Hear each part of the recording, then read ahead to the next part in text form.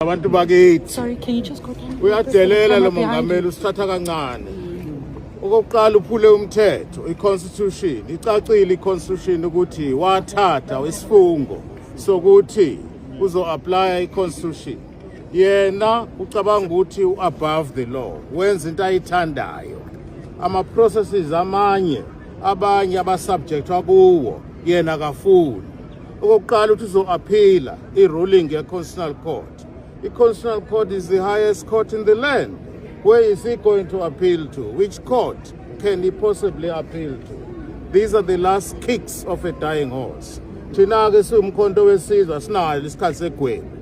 Thina asikwazi ibhece thina. Sangizokwazi ibhece la. Asinaso isikhathi segwebu ngeke silalele umongameli oyisigila mthetho othatha imali ayifihle ayifake phansi kwamadola angaboshwa aclearishwe uSARS aclearishwe iPP aclearishwe bonke abantu ama institutions awa-controlayo.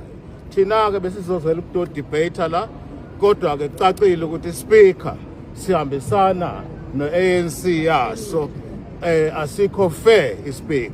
Thina-ke siphumile-ke namanye ama-leaders e-Progressive Caucus niyawabona naki UAT ila kube ATM ne-EFF siphelele sonke la sithi asibhedelwa thina la ekhuluma khona umongameli we will make sure ukuthi akazukwazi ukusi-addressa until azahambe idemand yethu singaphume esikhalweni mongameli.